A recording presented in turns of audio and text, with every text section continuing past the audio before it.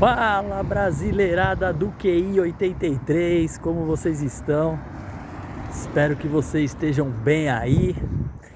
E eu vou falar hoje para uma bolha, né? Não gosto muito de falar sobre esse assunto, mas vou falar para você aí e vou falar um pouquinho sobre futebol brasileiro, né? Ou futebol. Eu não queria gravar um vídeo sobre isso, eu tenho outros assuntos mais legais para falar, mas na esteira hoje da semifinal do Mundial Interclubes, o Botafogo campeão da Libertadores e campeão brasileiro, atropelando todos os clubes brasileiros aqui, né? E já é o melhor time das Américas aí nos últimos 2 anos, foi atropelado pelo Pachuca do México, tá? E aí é engraçado, que é uma parada que eu sempre penso quando eu acompanho um pouquinho o futebol, é que chega nesses mundiais aí, nós temos os especialistas, né? Ex-jogadores, jornalistas especializados, caras com mais de 30, 40 anos, e começa um frenesi absurdo. E o discurso todo ano, eu tenho 41 anos de idade e sempre escutei quando vai um brasileiro disputar, é o seguinte: estamos em condições de vencer, nunca chegamos tão bem preparados,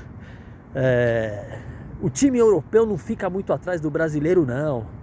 E aí quando pegam uns caras aí em condição de jogo, é um chocolate, né? O que tem acontecido nos últimos anos é os brasileiros não conseguirem nem chegar, ou se chegam às finais, é aos trancos e barrancos. E hoje eu vi o jogo, o Botafogo tomou uma sapecada aí do Pachuca. E aí vai muito da tese que eu sempre tive, né, sobre esses mundiais. Quando um time europeu chega de verdade, ele vai atropelar. E aí cai uma das falácias que a gente sempre escuta, e eu principalmente dessa mídia especializada, os jornalistas, ou você aí, meu colega que manja pra caramba de futebol, é que o nosso futebol hoje, ele é a quarta, quinta força do mundo aí em matéria de competitividade. A gente fica naquela doce ilusão que o Campeonato Brasileiro, por ter 4, 5, 6 times disputando, nós temos um nível muito forte. Claro que não, aqui é comparado pela mediocridade.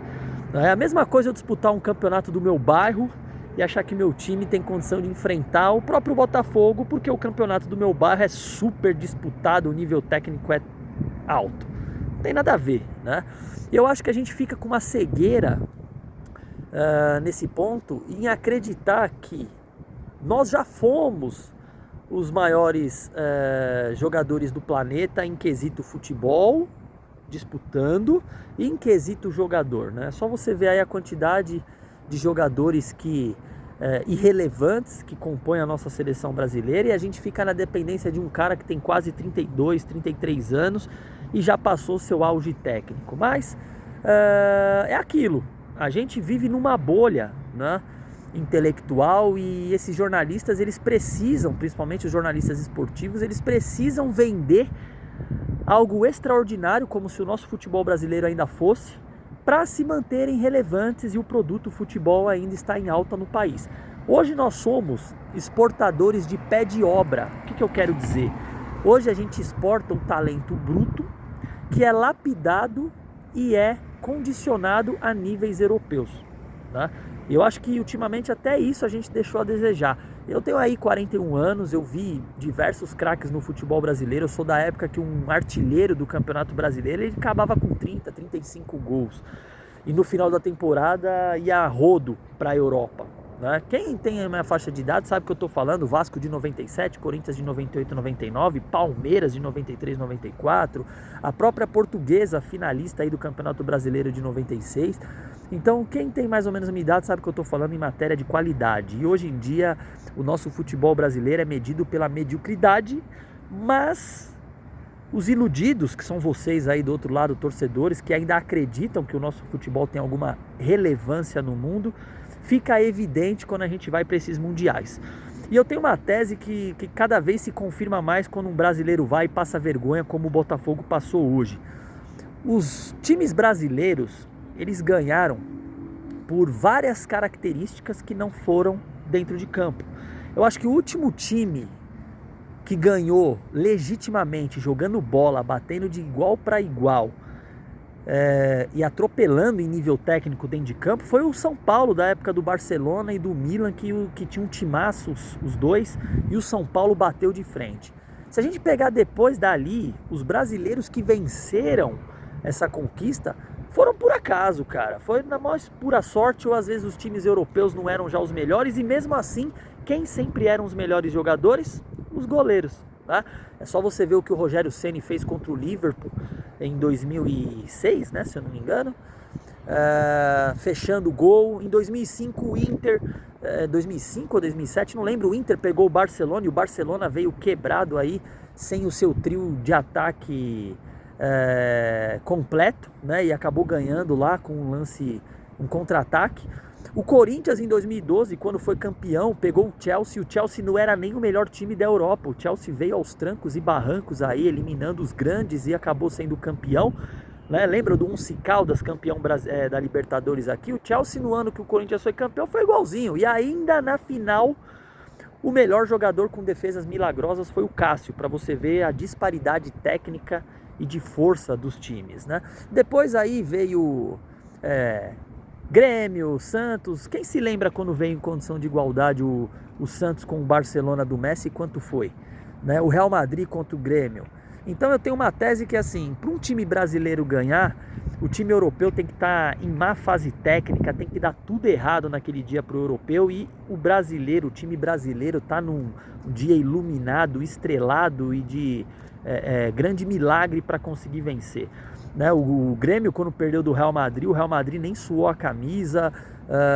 Que mais a gente pode lembrar aí? Tem acho que outros, né? O próprio o Grêmio, eu acho que eu não lembro. Se vocês lembrarem aí, deixa no comentário.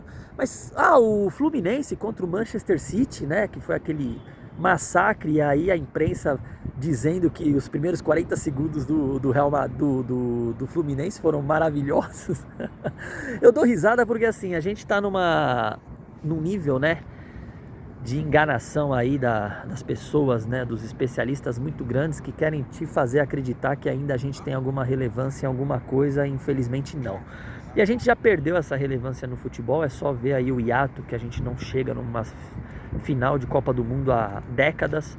Eu acho que o futuro é sombrio, mas o que me pega muito é a gente ainda fingir, e eu falo pra você aí, tem muitos amigos aí que vivem dessa ilusão que o nosso futebol brasileiro é o melhor do planeta. A gente não é, hoje a gente é a quarta, quinta força aí.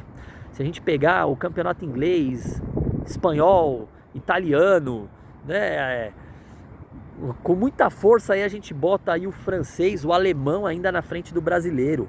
É evidente, o Botafogo hoje, melhor time das Américas, melhor time do Brasil nos últimos 2 anos, pegou o Pachuca, que era para ter tomado de 4, 5, 6, né? E aí eu fico escutando a galera que se diz entendida falar assim: mas se vem os times europeus pra cá no Campeonato Brasileiro, não vence. Pô, vocês estão de brincadeira. Se vocês pegarem os médios, os caras vão chegar nas primeiras posições. Se vocês pegarem os pequenos, eles vão dar trabalho. E se vocês pegarem os de elite, aí os caras vencem com 20, 30 pontos de vantagem, entendeu? É surreal.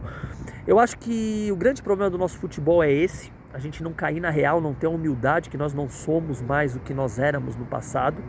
Viver essa ilusão consumindo um produto de pessoas que vendem esse produto para nós, nos enganando o tempo inteiro, querendo que nós acreditemos que nós temos alguma relevância. E você aí, torcedor, que vê um joguinho aí bem mequetrefe do Campeonato Brasileiro e acha que está no mesmo nível de uma partida do Campeonato Inglês, italiano, alemão, espanhol, né? Eu acho que a gente precisa ter um pouco de humildade e entender que o nosso tempo já passou. E se a gente quiser reconstruir isso, vai ter que ter muita humildade, muito trabalho. E não é isso que a CBF, né, essa organização aí que eu já falei várias vezes, não quer fazer. E aí a gente vai ter esses jogadores brasileiros medíocres cada vez mais, naquela vã ilusão de acreditar que a gente vai chegar numa Copa do Mundo em condição de igualdade com as grandes potências, que entenderam que não é só qualidade técnica, mas é qualidade tática e principalmente pensar o jogo, né? A inteligência é muito importante, coisa que nós não temos, e ainda a gente fica com a nossa cabeça voltada para 1900 e bolinha, quando o nosso nível técnico era extraordinário e isso superava qualquer outra coisa e a gente conseguia ganhar Copas e ter os melhores jogadores do mundo em destaque. É só ver a mediocridade que está o Campeonato Brasileiro e a nossa seleção brasileira. onde a gente acredita que um jogador que nunca quis ser aquilo que a gente imaginou que ele deveria ser, é a nossa esperança para ganhar uma Copa. E aí? Vai continuar sendo enganado até quando?